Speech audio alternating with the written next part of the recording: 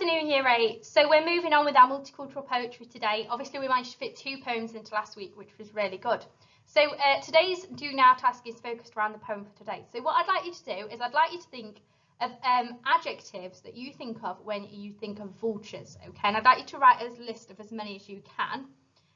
If you can, I'd like you to come up with 5 positive words as well as 5 negative words. That's a challenge though. So if you can't do that, then just think about the negative things that you attach to vultures, okay? And then once you've written your adjectives down, I'd like you to come up with a reason for your choice. So my example is ugly was the adjective that I put down, and then I put they're ugly because they don't have feathers on their head, so it makes them look bold, and that makes them look a little bit ugly. Okay, so give yourself a good shot at this. I'd suggest this is probably going to be a longer do now, so it's probably going to take about 10 minutes. But as many adjectives as you can to describe a vulture. If you don't know what a vulture is, that's absolutely fine. Just go through Google and have a look and see what they're about, and then try and come up with some adjectives based on that.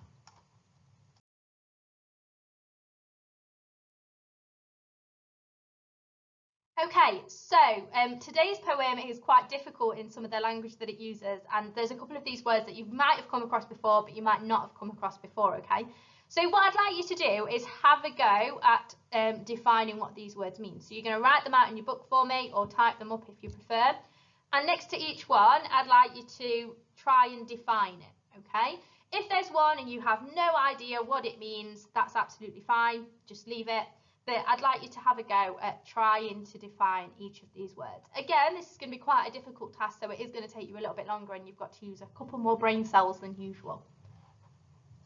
So hopefully you've had a really good go at trying to define these words. Now I know that it is quite difficult, and there's some words on here that even I hadn't heard of before. So when I first looked at this poem for us to study, I had to go and have a quick look for myself.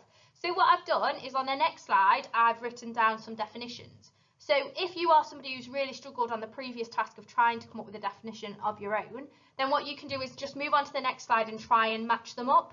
And see if that helps you a little bit. So this is kind of just a little bit of extra help. So if there's any that you absolutely don't know, go on to the next slide, have a look at some of the definitions and see if you can match them up for me.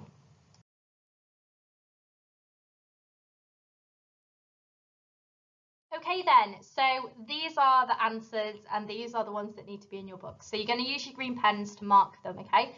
So kindred is having the same belief, attitude, or feeling. So we might say that somebody is a kindred spirit, and that might mean that we're quite in harmony with one another. We've got the same attitudes towards life, okay? Perpetuity is never ending or lasts forever. Inclined is leaning or sloped. So if you've ever been on a running machine, you can increase the incline, and it essentially moves the machine so you have to walk uphill, okay? Lie comfortably within or against something is nestled, which you've probably heard before, like nestling against somebody. Harbingers is an omen or a warning, okay? Gorged is a stomach stuffed full of food, so when you're really, really full, you can't eat anymore, you've gorged. Despondent means in low spirits or a loss of hope. Remnant means that there's leftover or remains, okay? And telescopic means relating to or made with a telescope, so I zooming in on something, okay? Now all of these words come up in our poem, and sometimes you just need to know what the words mean before you actually get to the poem, so that when you read the poem you can think about these definitions, and it might help to make the sentences make a little bit more sense. So make sure you've got all of these down in your book, because you are going to need them for the next slide.